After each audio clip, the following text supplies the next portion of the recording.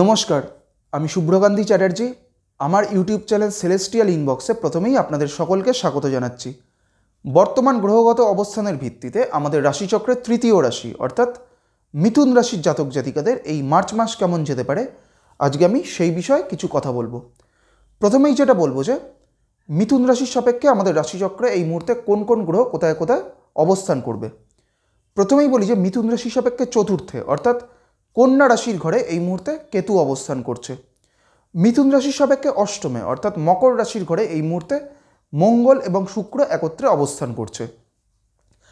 আগামী 7ই মার্চ শুক্র চলে আসবে মকর থেকে কুম্ভ রাশির ঘরে এবং আগামী 15ই মার্চ মঙ্গলও চলে আসবে মকর থেকে কুম্ভ রাশির ঘরে। অর্থাৎ শুক্র এবং মঙ্গল মিথুন রাশির সাপেক্ষে অষ্টম থেকে চলে আসবে নবমে। এই কুম্ভ রাশিতেই এই মুহূর্তে অবস্থান করছে রবি, বুধ এবং শনি। আগামী 7ই মার্চ বুধ চলে আসবে কুম্ভ থেকে মীন রাশির ঘরে, অর্থাৎ আগামী 7ই মার্চ বুধ চলে আসবে মিথুন রাশির সাপেক্ষে নবম থেকে দশমে এবং আগামী 14ই মার্চ রবিও চলে আসবে কুম্ভ থেকে মীন রাশির ঘরে, অর্থাৎ রবিও চলে আসবে মিথুন রাশির সাপেক্ষে নবম থেকে দশমভাবে। যে মীন রাশিতে কিন্তু এই মুহূর্তে রাহু অবস্থান করছে এবং এই আগামী 15ই মার্চের পর থেকে রবি, বুধ এবং রাহু একত্রে মিথুন রাশির সাপেক্ষে দশমে অর্থাৎ মীন রাশির ঘরে একত্রে অবস্থান করবে। মিথুন রাশির সাপেক্ষে একাদশে অর্থাৎ মেষ রাশির ঘরে এই মুহূর্তে থাকছে বৃহস্পতি। প্রথমেই বলি যে মিথুন রাশির জাতক জাতিকাদের তাদের এই মার্চ মাসে কিন্তু তাদের অর্থনৈতিক দিক থেকে কিন্তু একটা খুব ভালো সময়। তবে এর পাশাপাশি মিথুন রাশির জাতক জাতিকাদের অর্থনৈতিক দিক থেকে ভালো গেলেও তাদের অর্থ খরচের পরিমাণ কিন্তু কিছুটা হলেও এই মার্চ মাসে বাড়বে। যেহেতু মিথুন রাশির সাপেক্ষে কর্মভাবপতি বৃহস্পতি এই মুহূর্তে একাদশ ভাব অর্থাৎ সাফল্যের ভাবে অবস্থান করছে, তাই মিথুন রাশির জাতক জাতিকাদের তাদের কর্মজীবনে বা তাদের কেরিয়ারের দিক থেকে এই সময়টা কিন্তু একটা বা এই মার্চ মাসটা একটা অত্যন্ত ভালো সময়। এই সময় কর্মজীবনে উন্নতি বা কেরিয়ারে গ্রোথের কিন্তু একটা খুব ভালো সুযোগ এই সময় মিথুন রাশির জাতক জাতিকাদের ক্ষেত্রে রয়েছে। এবং একইভাবে যেহেতু কর্মভাব অর্থাৎ দশমভাবে যেহেতু রাহু অবস্থান করছে, সেই কারণে মিথুন রাশির জাতক জাতিকাদের তাদের কর্মক্ষেত্রে বা তাদের কর্মজীবনে কোনো পরিবর্তন হওয়ারও কিন্তু একটা সম্ভাবনা এই মার্চ মাসে থাকবে। মিথুন রাশির জাতক জাতিকাদের এই সময় মানে এই মার্চ মাসে তাদের শারীরিক দিক থেকে কোনো ধরনের গলায় ইনফেকশন বা কোনো ধরনের ঠান্ডা লাগার একটা প্রবণতা কিন্তু এই সময় দেখা যাবে। এর কারণ হচ্ছে মিথুন রাশির সাপেক্ষে ষষ্ঠ ভাব অর্থাৎ যে ভাব থেকে আমরা রোগ ভোগের বিচার করে থাকি, সেই ষষ্ঠভাবে শনির দৃষ্টি রয়েছে। সেই কারণে মিথুন রাশির জাতক জাতিকাদের এই মার্চ মাসে ঠান্ডা লাগার একটা ধাত বা গলায় ইনফেকশন এই জাতীয় কোনো কিছুর সম্ভাবনা কিন্তু থাকবে। এবং এর পাশাপাশি মিথুন রাশির জাতক জাতিকাদের পায়ে কোনো ধরনের ছোটোখাটো চোটাঘাত লাগারও একটা প্রবণতা এই সময় দেখা যাবে। মিথুন রাশির জাতক জাতিকাদের এই সময় পরিবারে কোনো ধরনের সমস্যা তৈরি হওয়ার কিন্তু সম্ভাবনা রয়েছে। এর কারণ হচ্ছে চতুর্থভাবে কেতু অবস্থান করছে। চতুর্থ ভাব থেকে আমরা গৃহের বিচার করা হয় এবং চতুর্থ ভাব থেকে মানসিক সুখ স্বাচ্ছন্দ্যের বিচার করা হয়।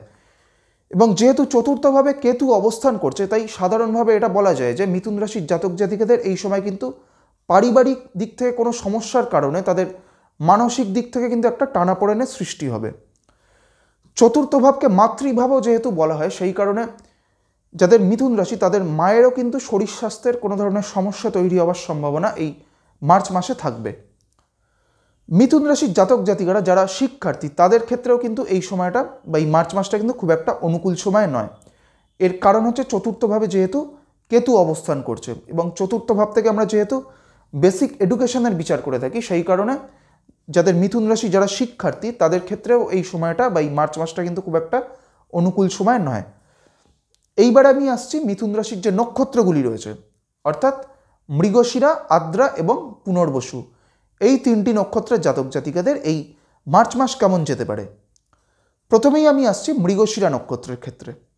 মৃগশিরা হচ্ছে মঙ্গলের নক্ষত্র এবং মৃগশিরা হচ্ছে আমাদের রাশিচক্রের পঞ্চম নক্ষত্র।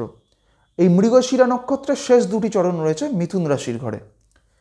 এই মুহূর্তে নবতারা চক্রে মৃগশিরা নক্ষত্রের সাপেক্ষে প্রত্যরী নক্ষত্রে এই মুহূর্তে রাহু অবস্থান করছে এবং রাহু এই মুহূর্তে মিথুন রাশির সাপেক্ষে দশম ভাব অর্থাৎ কর্মভাবে অবস্থান করছে। এবং এর পাশাপাশি স্বর্ণালী চক্রে মিথুন রাশির সাপেক্ষে কর্ম নক্ষত্রে কেতু অবস্থান করছে। তাই যেহেতু প্রত্যরী নক্ষত্রে রাহু দশমভাবে থেকে অবস্থান করছে এবং যেহেতু কেতু অবস্থান করছে কর্ম নক্ষত্রে, তাই যাদের মৃগশিরা নক্ষত্র তাদের কর্মক্ষেত্রে কিন্তু একাধিক সমস্যা তৈরি হওয়ার একটা সম্ভাবনা এই মার্চ মাসে কিন্তু থাকবে। এবং এর পাশাপাশি মৃগশিরা নক্ষত্রের জাতক জাতিকাদের তাদের কর্মজীবনে বা তাদের কর্মক্ষেত্রে কোনো পরিবর্তন হওয়ারও একটা সম্ভাবনা এই মার্চ মাসে থাকবে। মৃগশিরার পর হচ্ছে আদ্রা নক্ষত্র। আদ্রা হচ্ছে রাহুর নক্ষত্র এবং আদ্রা হচ্ছে আমাদের রাশিচক্রের 6 নম্বর নক্ষত্র। আদ্রা নক্ষত্রের জাতক জাতিকাদের এই মার্চ মাসটা কিন্তু এই পুরো মার্চ মাসটাই একটা সামগ্রিকভাবে খুব ভালো সময়। এর কারণ হচ্ছে মিথুন রাশি সাপেক্ষে বৃহস্পতি অবস্থান করছে একাদশভাবে অর্থাৎ সাফল্যের ভাবে, এবং আদ্রা নক্ষত্রের সাপেক্ষে নবতারা চক্রে বৃহস্পতি অবস্থান করছে সাধক নক্ষত্রে। সেই কারণে যাদের আদ্রা নক্ষত্র তাদের সামগ্রিকভাবেই এই মার্চ মাসটা কিন্তু একটা অত্যন্ত ভালো সময়, বিশেষ করে মানে ফিনান্সিয়াল দিক থেকে বা তাদের কেরিয়ারের দিক থেকে আদ্রা নক্ষত্রের জাতক জাতিকাদের এই সময়টা বা এই মার্চ মাসটা কিন্তু একটা খুব অনুকূল সময়। আদ্রার পর হচ্ছে পুনর্বসু নক্ষত্র। পুনর্বসু হচ্ছে বৃহস্পতির নক্ষত্র এবং পুনর্বসু হচ্ছে আমাদের রাশিচক্রের 7ম নক্ষত্র। পুনর্বসু নক্ষত্রের প্রথম 3টি চরণ রয়েছে মিথুন রাশির ঘরে এবং শেষ চরণটি রয়েছে কর্কট রাশির ঘরে।